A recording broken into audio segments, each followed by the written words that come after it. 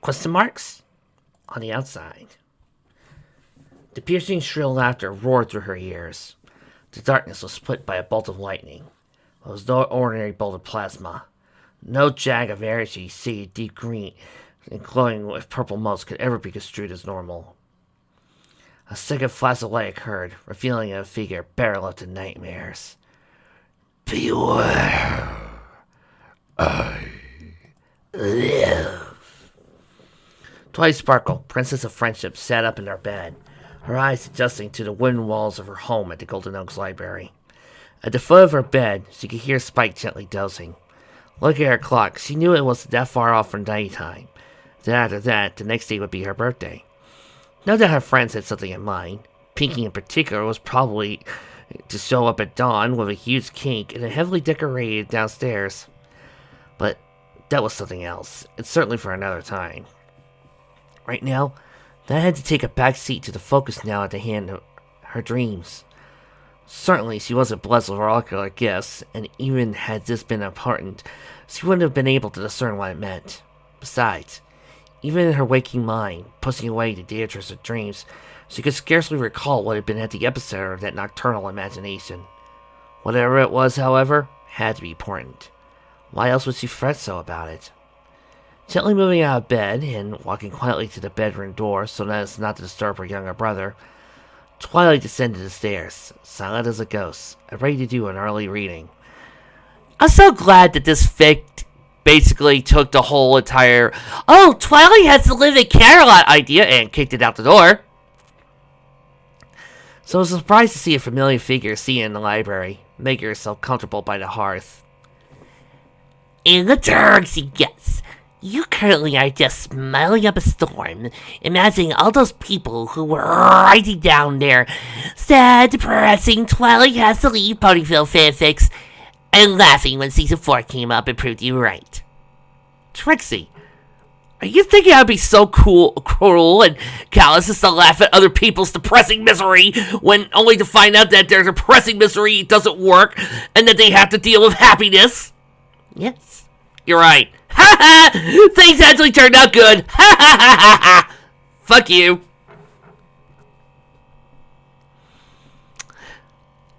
Hello, Twilight, Luna said, a soft smile on her face. Luna, it's a surprise to see you here, the younger Alicorn said to the older.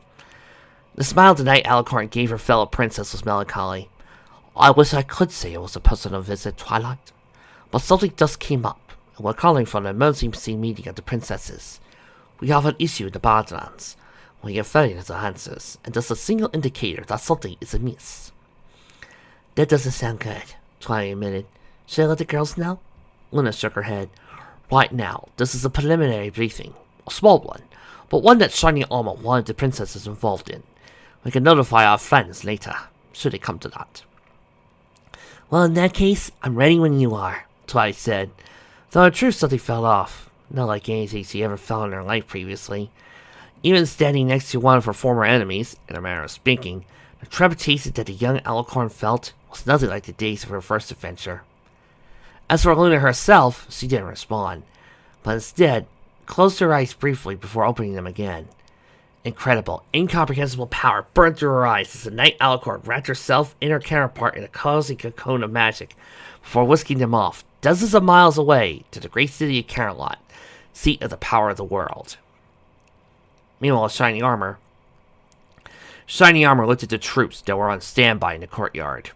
A full battalion's worth. For a change, the situation had been considered dire enough that not only was the guard being brought on in force, but the army and navy had been placed on alert as well. Seeing rows upon rows of his guard pony standing wither to wither with a battalion of troops from the Royal Equestrian Army, well, it was both awe-inspiring and worrisome. The former was because his troops were highly polished and professional, their gold and silver armor standing up leagues from the polished metal plate of the army. But the latter because he knew the REA troops laughed at his folks, thinking them ineffective in a true emergency. And now the emergency had come, Shiny could only hope those soldiers weren't right. Impressive, my Lord Prince. The troops almost look effective, a voice said behind him. Of course, they're not up to true military stuff, but such is the difference between the guard and military. Shiny turned to see a Pegasus mare approaching, wearing the finery of the Royal Equestrian Navy. Behind her was an Earth Stallion, wearing the steely armor of the REA. Sometimes I think these people should put the pronouns at the beginning of when they start speaking these voices, because I feel so embarrassed when I don't get my voice right. Admiral Tumbleholm, General Halberd. The Unicorn Prince nodded, acknowledging the presence of both. Technically his equals in terms of where they stood in rank. As a prince, he had overall authority here. Both Tumbleholm and Halberd, silently noted, would be more than happy to try to push their luck at countermanding him whenever he consent. Prince Shining, Halberd said, or shall I refer to your rank, Captain? Rank is fine, General. We're all equals. I strongly disagree. Tumbleholm spoke as he raised an eyebrow in impudence. Your authority supersedes your inexperience in... Enough, Tumble, Halberd said, his pussy mustache quivering. Captain Armor is quite aware of his youth compared to his rank, and if you ask me, he's been one of the finest and certainly most principled guard captains we had in a while. Am I not right? Tumbleholm's answer was to merely scoff, a raspy sound as if the tone was precursor to insult. Well, if you excuse me, I have my sailors to inspect. They'll be doing the heavy lifting, after all. Without any response, Tumbleholm wandered off downstairs towards parade grounds. Halberd looked at the younger stallion. Don't let you get her down, son. She's always been insufferable polite who thinks that the wooden walls of Equestria are all that keep the nation safe. You can be sure as the little respect that she seems to have for you, she has even less for your sister. The general chuckled and added, You should have seen her today. She found out that Celestia Stewart, a mere civilian, defeated the greatest threat the crown had seen at the time. She was so infuriated, I thought she would molt right then and there.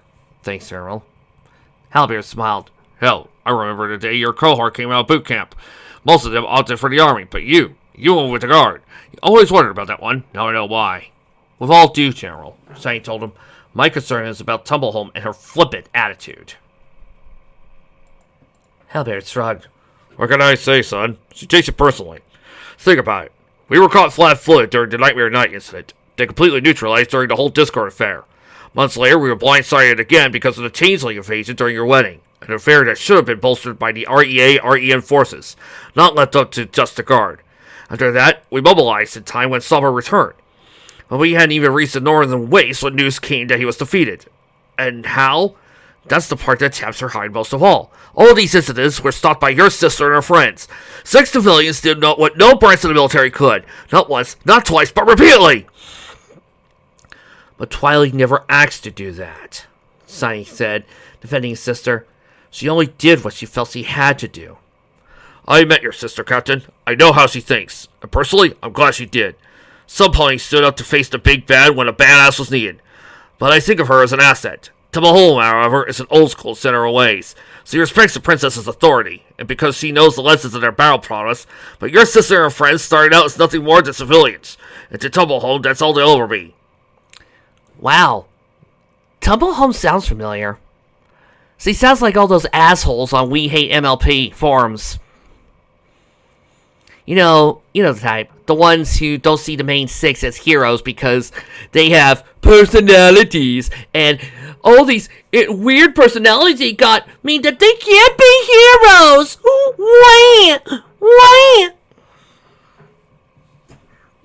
Why do I have a feeling that all their D&D characters are boring macho men paladins who are soldiers? As a DM, I would kill them all so quick.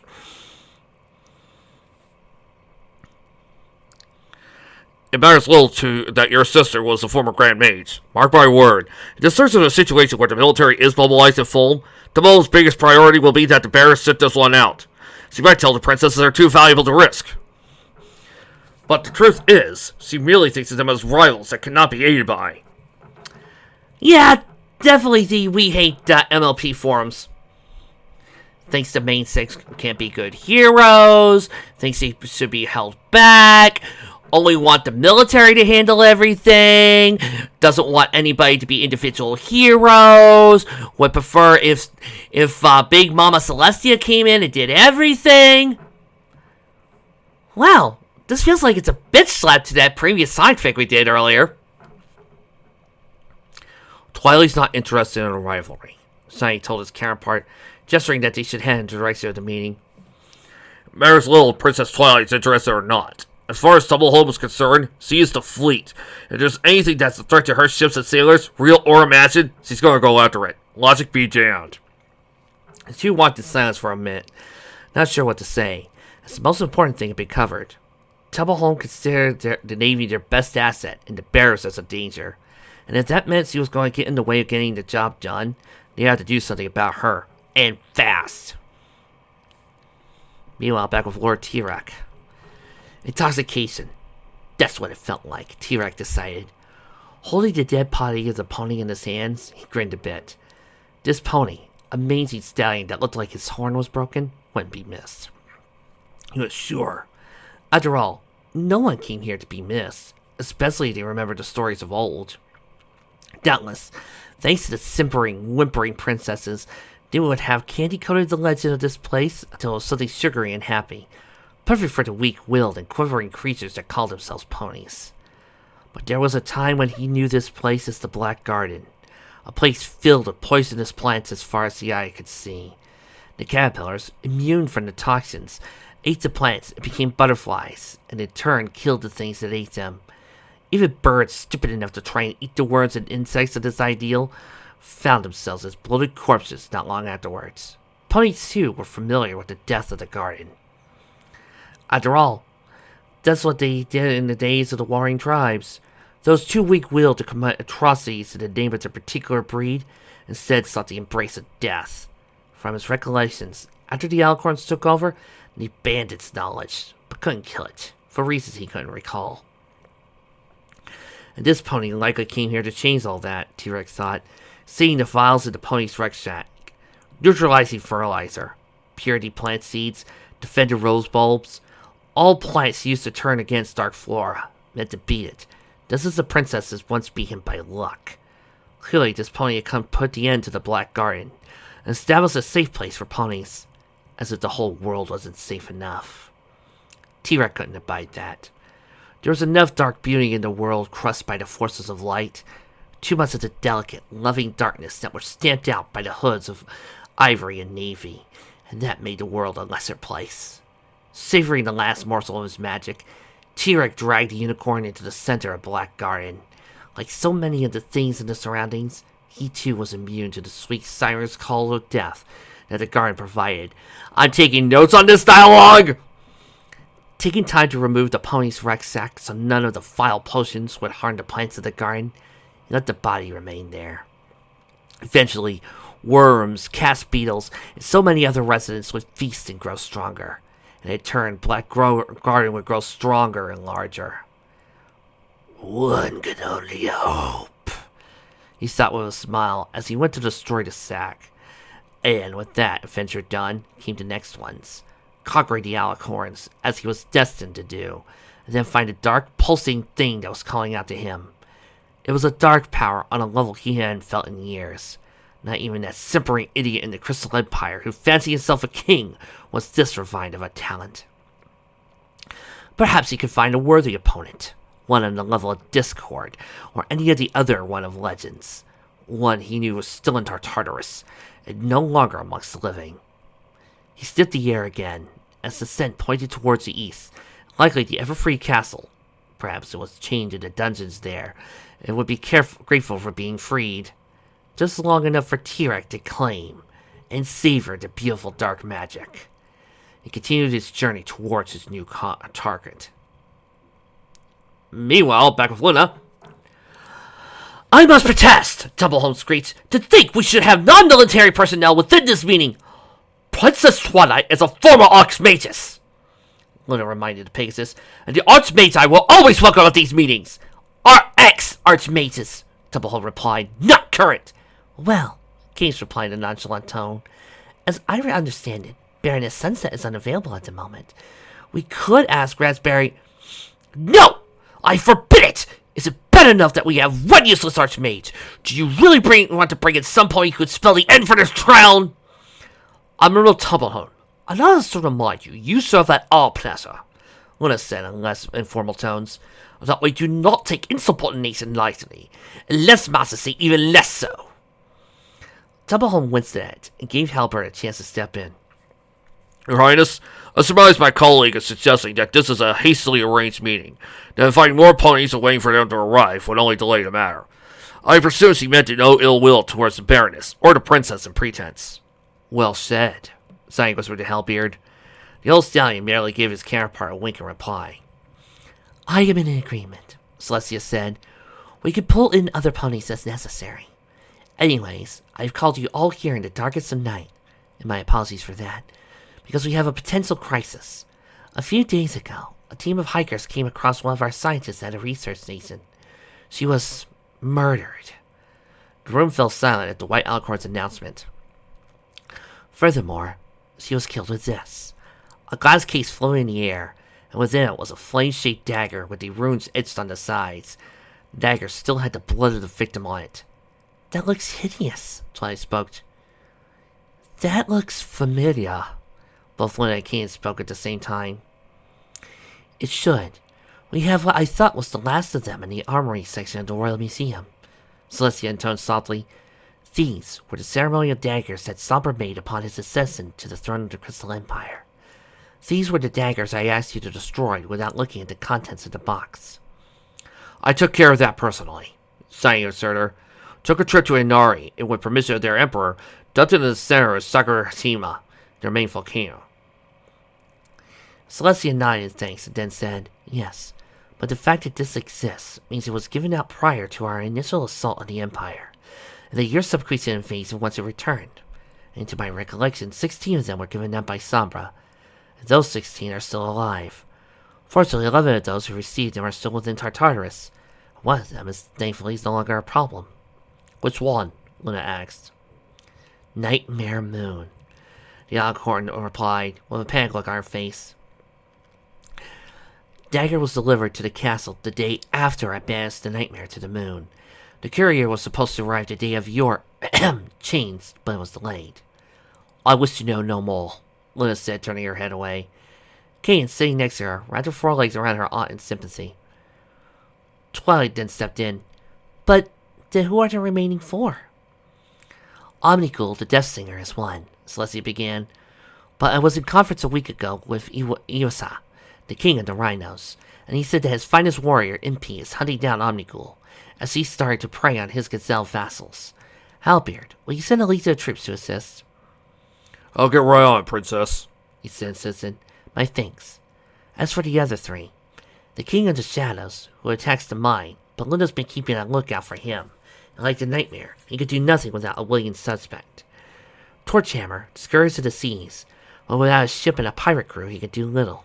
And T-Rack, but I believe he's likely turned his tail and headed back to the Centaur and Gargoyle lands.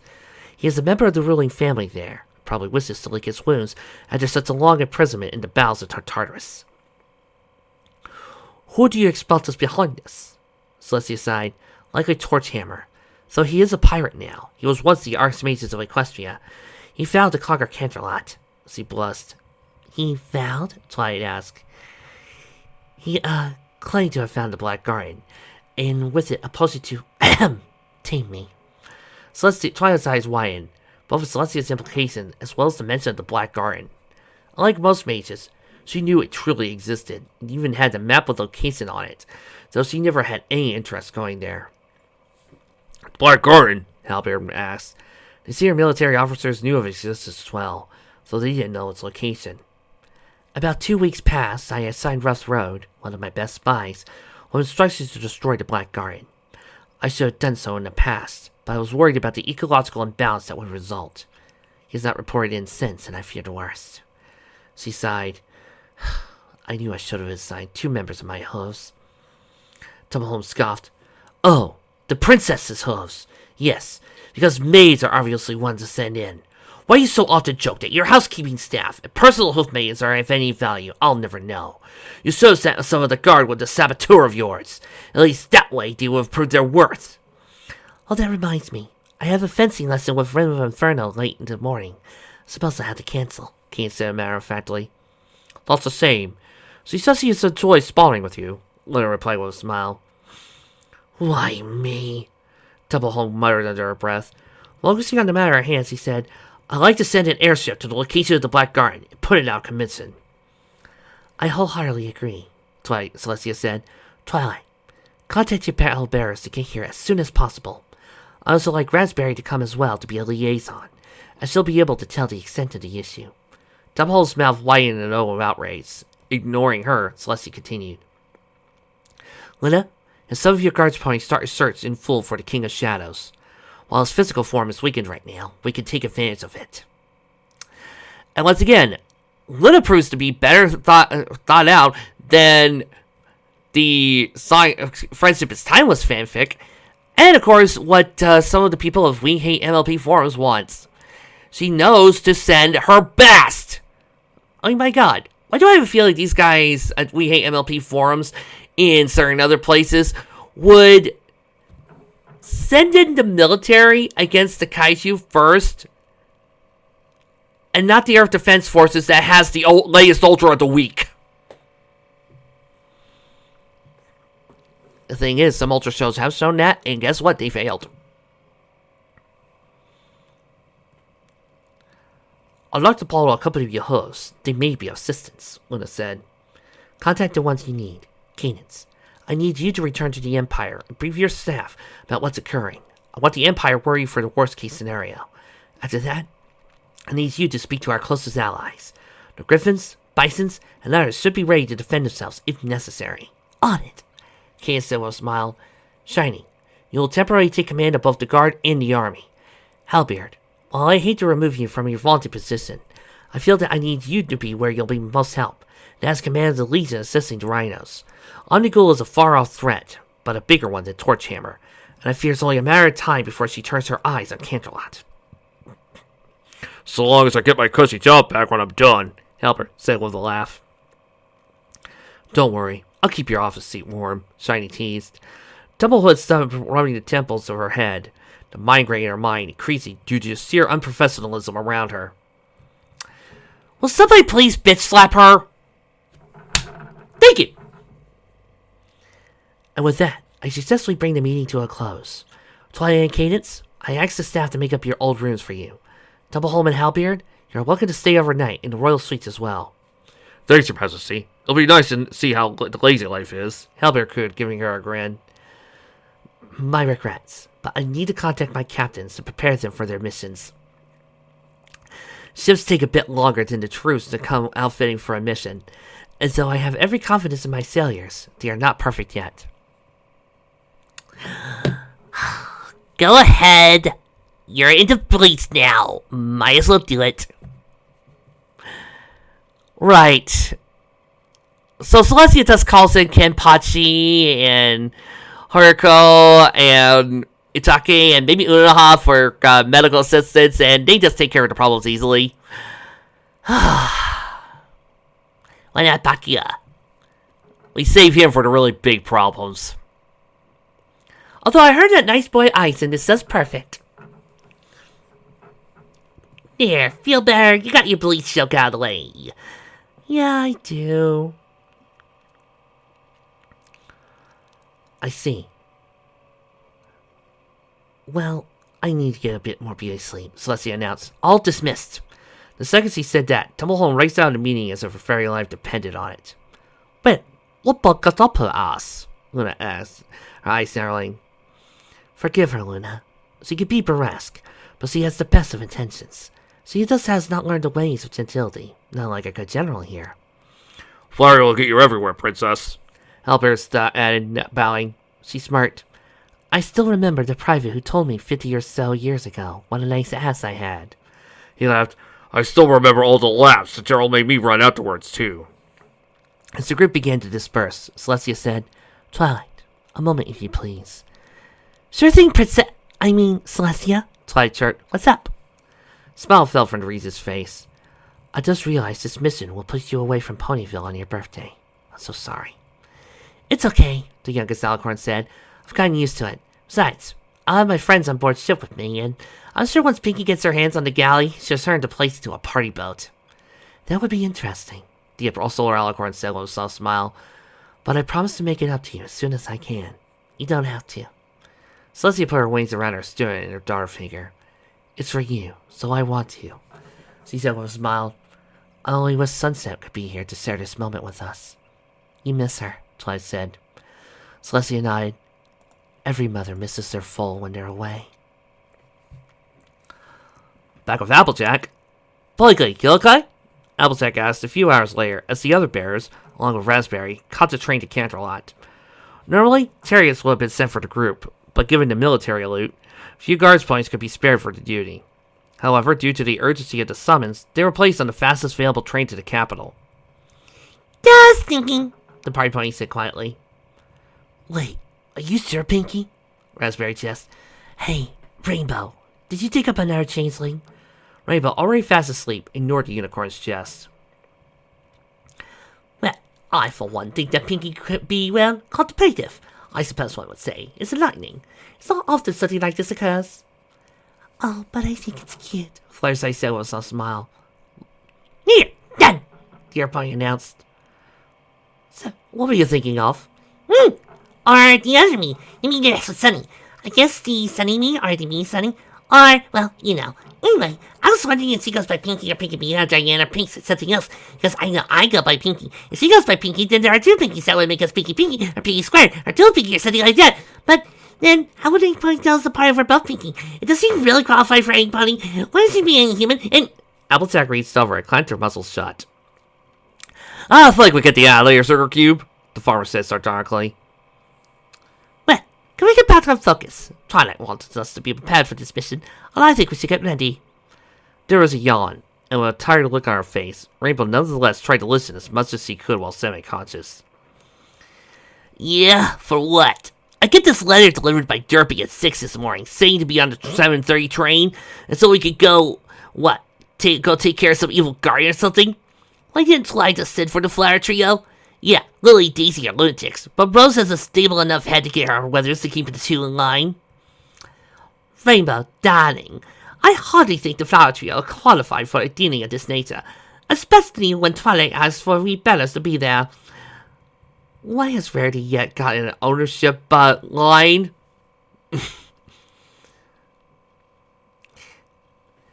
Except we don't have the elements anymore. Rainbow stretched her wings and then sat up. Twilight could be a total AK when it comes to figuring stuff out. But you know as well as I do that sometimes she tends to forget little details in there. Oh, details like, the elements we no longer have! Give Twilight a little credit, Sugar Cube, Applejack scolded. Millie, she could be a bit out there sometimes, but her heart's in the right place, you know, right? Intensity, and if so no, we are still the best, and we have a responsibility, Randy pointed out. Oh my, but what about the evil guardian Twilight was talking about? Fluttershy asked, voice tinged with worried. What if the guardian's hoarding poor priceless defenseless animals? I hate to see a bunny get hurt because of some dangerous plant. Oh, don't worry, Pinky insisted. I am sure the local animals are smart enough to tangle with nasty plants. Don't you mean not tangle? Raspberry asked. Rainbow returned rolled her eyes. What, did you say that since Twilight's not here, you get to wear the egghead hat? The mulberry unicorn groaned. Ugh, Rainbow, can you quit being an idiot for more than 5 seconds? Whatever, Rainbow shrugged. Anyway, I hope every pony remembered to plan to cheer Twilight up for her birthday. It's gonna be hard enough for us to be on this mission while what's going on, so it's our job to make sure it's one to remember. You betcha! Pinky said with a grin, nearly big enough to go around her head. The next hour was spent mostly in silence. Rainbow read from a well-dog-eared copy of one of her Daring Do novels, while Applejack and Pinky looked over a book about genealogy. For some reason, as of late there was a chance the two were related, and they dived on research as best they could. Rarity worked on sewing a dress for Cadence. Well, long overdue, she insisted. And Fluttershy played with the foal of one of the other passengers on the train. As for Raspberry, she looked over some Mage Guild paperwork, as well as pouring through the books Twilight asked her to bring to the library. Pansy Powder's Pamphlet of Precocious Poisons Perilous Plants, Raspberry thought, reading the cover. What's this all about? Wait, can it be? Oh my god! Guys! It's a miracle! They didn't bring Spike with them! Yes! Oh thank god!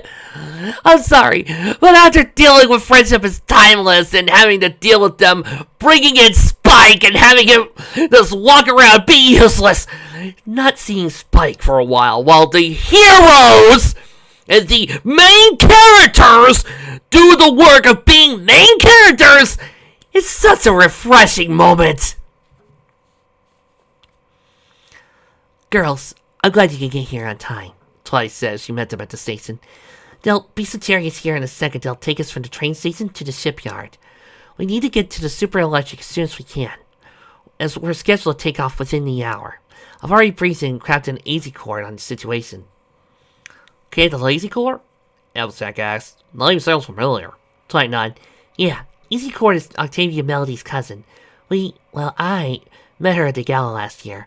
She's in command of Super Electric, and she'll be the one to get us to the Black Garden. Well, that sounds fun, Rainbow said, stretching. Bet I could get there faster than the ship can. Well, Rainbow's bravado aside, Twilight idea. What information do we have about this Black Garden? Verity asked. It sounds like a dreadful place. Only what I sent you to read. A pause. You did read the material, right? Yeah, but it was boring, Pinky supplied cheerfully. I don't mind them, Twa, Applejack said, declining her voice, practically vibrating mirth. I can promise you that Ray's there, and I've read the docs. Thanks, Applejack, Twa said, feeling a little relieved. Well, while we're on the way, why don't you tell us a little more? Raspberry asked. Sure, she says the cherries arrived. Applejack and Raspberry dutifully climbed in with Twilight, while the others got into the second chariot.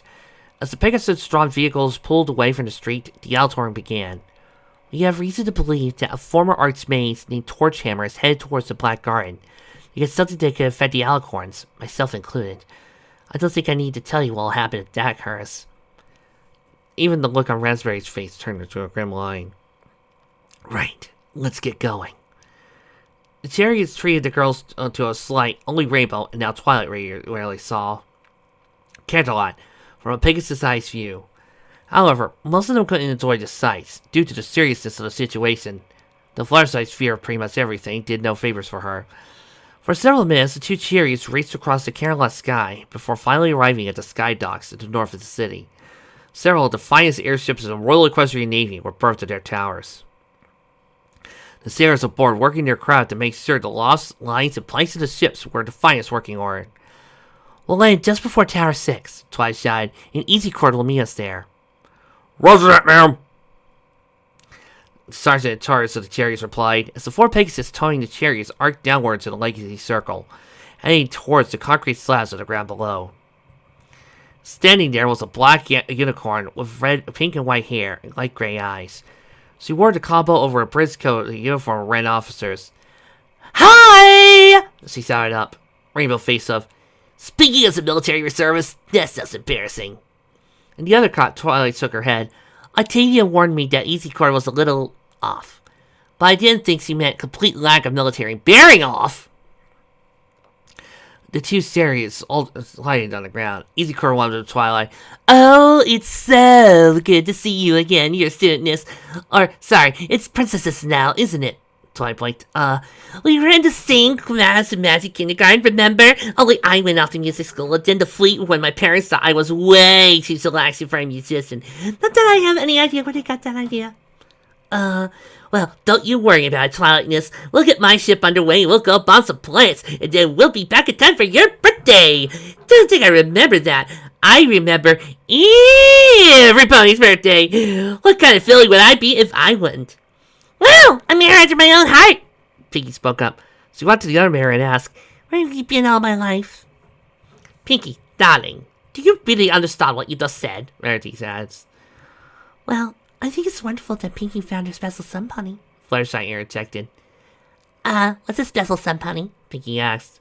Never mind, Planks, Applejack said, trying to get a handle on the situation before it went out of control in their special measure of insanity. It was then another pony approached Easy Cord, got her attention and handed her a piece of paper. It's hard to tell given the exuberant nature of the mare, but the smile fell from her eyes. Is something wrong, Easy Cord? Twilight asked. The captain nodded. One of our ships on long patrol, the Whisper Pitch, was captured by Torchhammer off the coast of Las Pegasus. Most of the crew were hypnotized and forced to do his bidding, but one managed to escape, though he was seriously injured. Fortunately, he's in one of the hospitals in LP, but based on that intelligence, it's clear Hammer's headed back to Black Garden. Make matters worse, the Pitts is one of the fastest ships in the fleet, and very well armed. Fleet Command has detailed 2 ships to intercept. Well, you best make haste if you want to get to the garden faster than him. It's a 2-day trip, and he's already got a lead on us. You heard the lady, folks, Raspberry called. Time to get aboard! The unicorn would regret those words a couple hours later as the airship got underway. Long treks were nothing new to her, but a long trek through the air, turbulence and all, was something entirely new to her. I'm gonna be sick, she said, turning up a starred shade of green. Well, you wanted to come on this one, Rainbow teased. Rainbow, stop being mean to her, Fluttershy said. She wanted to help Twilight, and that's absolutely the right thing to do. Yeah, well, my stomach's regretting it. Raspberry laid her head back down on a pillow, wishing that airships didn't come with hammocks as the choice of sleeping locations. But this was a warship, not a pleasure cruise. At every moment an eddy in the air, despite the air-calming magic, and a Pegasus sent ahead of the ship as a scout to untie air turbulence, reminded her vertigo just how bad things could be right now. Piggy only bounded right up to Raspberry, a bottle filled with radiant brown liquid fluid in it. The liquid was thick and oily, and was then seen to burble and swirl like something out of this world. Here! Green Pie special anti-sickness air... it'll carry your air sickness right up! Elbsack looked at the concoction. Blakey, get out of here for a sec. Sure! Piggy chirped, passing it over. Elbsack uncorked a bottle, and a sliver of greenish fume wafted its way from his mouth. Taking a sniff, the farmer's muzzle crinked up in distaste, leaving a late smell. While handing the bottle back to her friends, he said, Yup! That's the old Apple family cure-all! Piggy's grin grew a wire. See? Knew we were lying. So he then passed the bottle to Raspberry. Okay, drink it all up! Unicorn, watching all of this, felt even more ill. Celestia just killed me now, she moaned. Meanwhile, Twilight was in conference with Easy Core in the captain's cabin. News just arrived, your Twilightness. The High Expectations was just shot down over the Badlands. We don't know what the condition of the crew is. Additionally, the Tone Burst was heavily damaged. They managed to make it Dodge Junction, though still need heavy repairs. Do we have anything else we can send against the Whisper Pitch? Twilight asked. The second command, a reedy Pegasus by the name of Mrs. Match, shook her head. Oh, the nearest ship is Miss Modular. She won't make before either Hammer ship or ours arrives at the Black Garden. Even at best speed, by then it may be too late. And we only have 2 days from now before we arrive, Twilight sighed. Okay, have our forces continue to tell us its flights, but track only the Whisper Pitch. We need to know how much damage it took. The Tone Burst is sending us a report just as soon as they get access to a Dragonfire candle, Mr. Mass replied. Good. Now if you'll excuse me, I need time to come up with a plan, and that means sleeping on it. Let's meet tomorrow morning in my cabin. I should have something up my Sal by then. Roger that, old Twilight Stare! Easy Cord said with a smile and wave. Seeing that she had everything in hoof, the Alicorn headed down to the private berthing section that had been reserved for her group. Explaining the situation to her friends and her need to get more information on the situation, there was only one real option. Rainbow would be the one to fly along with Troll and find out the exact location where Hammer was coming from, as well as to head back to Black Garden to see if he sent any advanced forces. Rainbow nodded in agreement. Probably going to completely wear me out, but you're right. We need to know. Okay, give me a couple of minutes to change my flight suit, then I'll get going. She grinned. Been easy to try out camouflage mode on it. It's supposed to make me look like a cloud to any pony who doesn't have the right magical frequency. Just be careful, okay? Rainbow nodded, then walked off towards her bag, while the rest looked at her friend with concern. This far out, all they could do was sit and wait. In the meanwhile, it would be a long, anxious race against time to reach the edges of the Black Garden and the terrible Seekers held within its floral gas. And the result of this could be the end of a long-forgotten threat to Equestria, or a genuine unstoppable threat that could spell doom for Twilight and her fellow Alicorns. But now, all they could do was wait and see what happened next, whether for good or for ill. The following morning, with the extensive Rainbow Dash, the girls met in Twilight's cabin. As they agreed, they'd been joined by Easy Core and Mrs. Mask. As a princess, Twilight was entitled to use the flag captain aboard ship. Despite the fact she didn't like that her friends were sleeping in the ship's open bay berthing, there was little she could do aboard the vessel. As the highest-ranking member of the group, only she could use the room.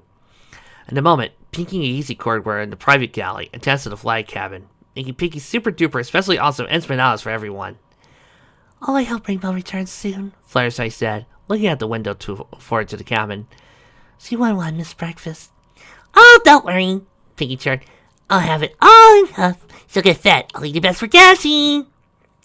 Besides, with her caloric depth from her reconnaissance flight, I dare say she'll need a repast, Rarity said. It's not though she'll get fat. Well, everybody eat up, Isidore said, passing out the plates with pastry delight. It's as good as it smells. It's gotta be good. Just as every pony was about to take a bite, there was a pounding on the cabin door, followed by a second layer of Rainbow barging in, soaked in sweat and breathing heavily. Her soaked-in sweat outfit appeared pulls the press racing onto the deck, and her wings looked like they'd seen better days. Sorry, just gotta catch my breath, as he gasped, pending a few more seconds before adding, I don't think I've ever had the chance of flying fast enough to do a triple rainbow, and then trying not to make sure anybody sees it.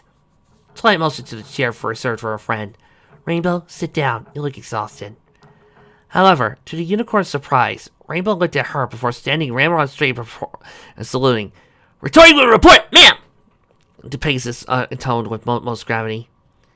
You don't have to do that, Rainbow, was Twilight reply. With all due respect, no, I have to. You have defeated my duty status. We're on a military ship, and you're the highest ranking pony on this vessel. Well, I'm just a sergeant, ma'am. I do take the Wonderbolt seriously, you know. Twilight smiled and returned to salute. Wouldn't have it any other way. You say your report? You betcha. Rainbow began, realizing her posture. On deck! A voice boomed, and every pony was told what they were doing when the shout came. Rainbow, however, acted on the instinct of a military flyer following an order and snapped right back to attention. The girls took a second to look at where the audio onslaught had come. And to their surprise, it came from Easycorn, who took a deep breath and then steeled herself. Gone was the easygoing unicorn, and her place was a steely-eyed Khmer. Sergeant Rainbow Dash, the unicorn said in an even but firm tone that broke no argument. You will act with the proper bearing that's required of an NCO when the presence of superior officers. Is that understood? Rainbow Dash, having seen the goofy unicorn turn deadly serious, was taken aback by the change of demeanor and suffered for that.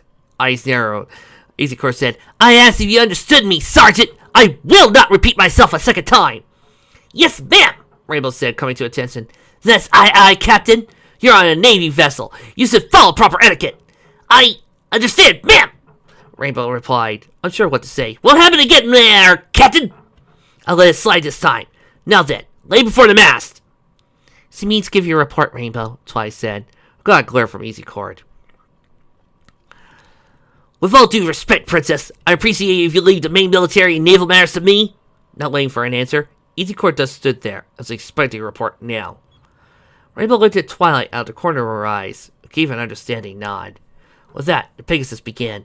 First thing I did was fly to the far perimeter of the garden spread. Based on that, we're looking at about 160 acres, if the size bears out. 160 acres? Twilight and Raspberry said at the same time. Everything burns if the right pressure is applied, Easycord said nonchalantly. Continue. There's a contact bearing 285 and inbound at 17 knots, about a day's flight away. BR-8 indicators identified as the Whisper Pits. BR-8 indicators? Raspberry asked.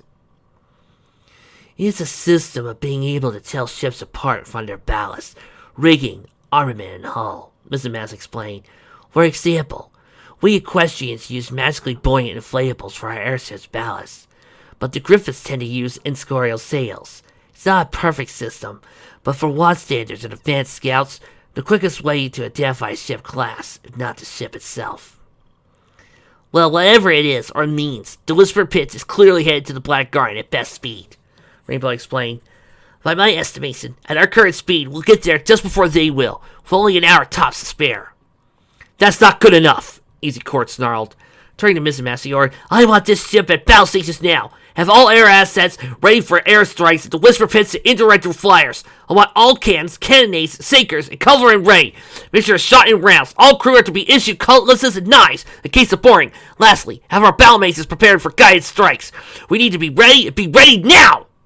Mrs. Maslid, on it, Captain. Easycord took a quick little bite of her food, then wiped her chin with a napkin. My apologies for leaving so abruptly, Princess, but I need to be ready on my ship. I have the plane capable of hosts. When you have a battle to fight, and personally, I intend not to lose. Nodding slightly to Mr. Mass, both departed Twilight's cabin. The others paused in silence as they digested Easy Court's Dr. Jingle and Miss Hyde behavior. Okay, so he turns on and off like a switch, like a light. It's completely insane. Rainbow muttered. She remind you of anyone? Tell him! Piggy asked excitedly. Never mind, dear, Verity replied. That being said, Twilight, Easy Court does have a point. What plan do you have for dealing with both this Schwarzhammer fiend and the Black Cauldron? We'll start with the bigger issue, the Guardian itself. Raz, as our resident black magic specialist, what were you able to come up with? The mulberry unicorn with her horn, a second layer, pansy powers, pamphlet precocious, perennial poisons, and perilous plants appeared in front of her. Based on my research, the Guardian is likely composed of 17 of the most deadly plants in Equestria. Such as, Applejack asked. We're not talking about anything as relatively harmless as poison joke, Raspberry replied. For starters, there's ghost flowers, which have thorns sharper than knives. A cut from one of those will never heal, not even with the most potent healing magic. Fluttershy held behind Rarity. That's so scary, she said in a timid tone. 9. The Black Mage continued. Then there's blood roses, which gives you a horrible fever that lasts for weeks. Probably other fun things like pundervines, plummy drink, cherry bomb trees, and so forth and so on. I don't think it was so brought to quarrel with us, Applejack said, not twisting her stomach. Plants that have negative effects could be handled by most earth ponies, but there's something about Raspberry's descriptions that told her otherwise. I wish we could have too. Her advice would have been invaluable, Twilight agreed. But she's back visiting her family in Sabrica. It would be unfair to call her back for this. Just then, a flash of green exploded above the dragonfire candle on the desk in the room. A second later, the smoke from the candle turned into a large package on the desk. The brown box looked as if to be made of cardboard, and had unusual symbols and ghosts on it. What's that? Rainbow asked, while Fluttershy, already worried about their mission, nearly passed out in fright. Vic! Don't start with me. Just don't.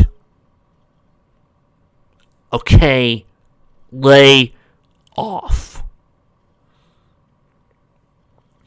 It's a package for Spike, Twilight told him as he went to the desk. I asked him to send me anything that urgently needed my attention, and I guess this applies. Twilight pulled the note attached from her brother by the box, quickly purchasing it. Hey, he says the box is for Sunset. Give me candy, Piggy cheered. Wonder what's in it, Rainbow asked. Looks kind of boring. Good question, Twilight replied, opening the box. Inside was a pearl of incredible size, as well as a note written in Sunset's hoofwriting, or rather handwriting. There was also various things inside that looked enough like candy. Knew there was candy in there, Pinky said, without being anywhere near the contents. Nose.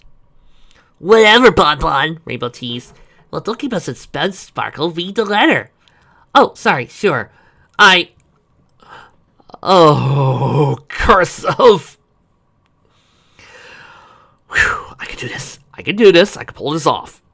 Hey, Atwai, I have a favor that I have to ask. I found this giant enscarled pearl in the Pacific Ocean off the coast of Horseshoe Bay. If you don't get any of that, I totally understand. And my sister's birthday is coming up, and yours too, so don't worry. I got that taken care of. So I was wondering, due to the time differentiation between these two realities, if you could do me a solid and have a monster of a client Loogie turned into something decent for my sister.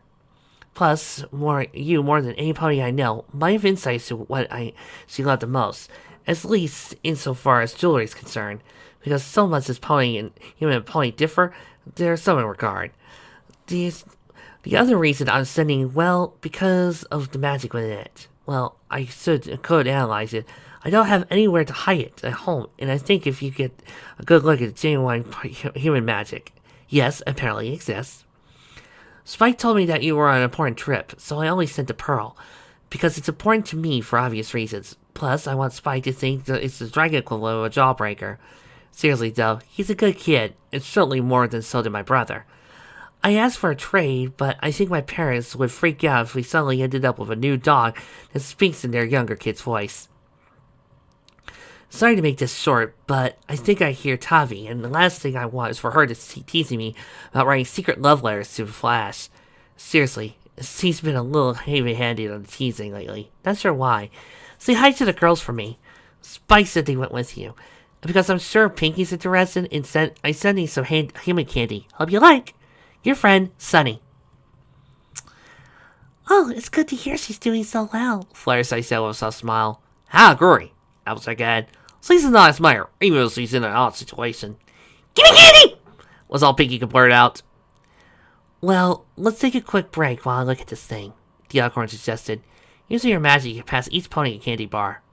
Afterwards, he reached into the box of her hooves and pulled out the Master Jewel. Wow, that thing's huge, Raspberry said, whistling appreciation, and I could feel the magic from here. And that came from the human world? Apparently so. The magic signature doesn't match anything I'm familiar with. Plus, Sunset wouldn't forge magic, and she couldn't back when she was misbehaving. So this has to be on the up and up. Sitting at the desk, she asked Rarity, I think I have an idea of what Sunny would want, but I think I might need your help on this, Rarity. Up for a challenge? Well, a chance to create a master look for a human, she cooed, eyes lighting up at the size of the pearl. Admittedly, metal look is my forte. Golden earring is much better than I am, but they certainly understand the need for discretion, and so I think I could come up with something. Enveloping the huge spear in her magic, she added, If I may, be my guest, Twilight added. Rarity reached out with her magic, enveloping it in a blue hue of energy, lifting it, before the glow disappeared with a pop, dumping a small distance back on the table. Odd, I thought I put enough lift into it. The fashionista said, Let me try again. A second attempt was just as fruitless, as was a third. You feeling okay, Sir Crew? Applejack asked. I think so, but I hope I'm not coming down with the horn flu. I do hate losing my magic while at a critical junction. Well, that's odd. I had the flu shot last week. Twilight, however, noticed something else. Did you see that? She asked Raspberry. Yeah, let me try it. Raspberry said, reaching out with her magic. A second later, she had the same problem. This is weird. Twilight's eyes lit up that way. Simply amazing. It seems to have a magic canceling spell on it, but it's not canceling so much as absorbing the magic. If we get to study. Focus, Twi. We can figure out the strange hoofball-sized pearl layer. In any case, we still need to come up with a plan of what we're going to do. And then probably all going to need to get ready. Right. Twilight said with something like this, getting back into their conversation. The rest of the meeting went out smoothly. The positions plotted out. Raspberry, most likely safest around the garden, would be in charge of putting a stop to it. Twilight would deal with Hammer directly. As for the others, Rainbow would have overwatch on everyone. Fluttershy would be in charge of corralling the animals and keeping them away from the operation. Fluttershy would try to shield them all with techniques Twilight would go over. Applejack would be in charge of seeing what plants could be safely kept on site, and Pinky would use her pinky sense as a tripwire in case something went wrong. After that, the remainder of the day was spent with Rarity practicing her spells, and Pinky vibrating to and fro as she actively tried to control her pinky sense to get an idea of what Torchhammer's group was up to. Fluttershy and Applejack, with nothing else to do, assisted the ship crew in preparation. The ship's flyer squadron, eager to learn some tricks from an actual Wonderbolt, listened to her every word. Finally, the left of Twilight and Raspberry, both standing on the ship's poop deck, looking out at the distance and receiving them as the vessel moved ever forward. Go ahead and laugh! Poop deck! Immature. Stuck up. Something on your mind, Ras? Twilight asked. Yeah, just thinking about what's coming ahead. We face werewolves, unintentional curses, and all sorts of other things. But something feels different about this one. Not that I'm worried anything's going to happen to us. All I think something about it is going to be going very wrong. You know what? That's funny. Those are the same words Sunset told me the night she got here. At the news of that, Raspberry gave her friend a curious glance. Twilight nodded in reply. Serious. She was terrified. Her sister was under attack by a magic spell she could not comprehend. The Unicorn laughed. I have a really hard time imagining a Twilight Sparkle who's not good at magic. She's not me, Raz. Magic's dead to the point of myth on their world. It's natural she wouldn't know what it is. If our situations were reversed, I'd probably be the same way. But I'm getting ahead of myself here. My point is that Sunset was on the verge of breaking down. She was desperate to save, well, Twilight. And all she felt was that everything was going to go wrong. Her sister could already be dead. She was here on the verge of a death sentence from Celestia. All I could do was tell her the same thing I'm going to tell you. To choose to ignore your feelings is much better than doing the wrong thing. Believe me, I had those same concerns. Really, how so? Twilight looked at the moonlit sky and Luna's orb, floating in the ocean stars above. Well, it's simple. we know that Easy Chord's going to take on Torchhammer's ship, but that's not the problem. No, the problem is Torchhammer himself. Remember, he's a former Grand Mage. Raspberry shrugged. Yeah, well, you used to be one, and I'm currently one for dark magic, so... But he's had plenty of time to figure out some new spells we don't know. And while I can figure them out in battle, you know that time is of the essence. Plus, we have to prevent him from accessing the Black Garden while finding a way to destroy that. The girls can keep the innocents, well, the ones not already corrupted by the Garden's influence, away from Bao. But I gotta be the one to stop Torchhammer. The responsibility of so many lives when they're under his metaphorical hoof can be stifling at times. Well, as soon as we arrive, we'll get a good look at it. I may not be able to do something about it, although, admittedly, I have my reservations about destroying something like this. Not because of the evil, uncontrollable magic, I might not even be able to do so, but because, well, it's destroying something natural, even if it's not nature as we know it. Twilight put a comforting hoof on her friend's withers. I know. If there's any way to stop it without destroying it, we will. I don't like the idea either, even with the fact it could hurt me, Celestia, and my fellow Alicorns. But I promise we'll find a way to fix this. But believe me when I say I know you have reservations about destroying the Black Garden. Believe me, I'd be worried if you didn't. But I also believe you'll do the right thing when it's time, and because you're Raspberry barreled. Raspberry grinned. Grand Maids of the Black Arts, Princess that pretends to the Crystal Throne, and head to the House of Sombra? No. Twilight smiled back, hugging her. Because you're my friend.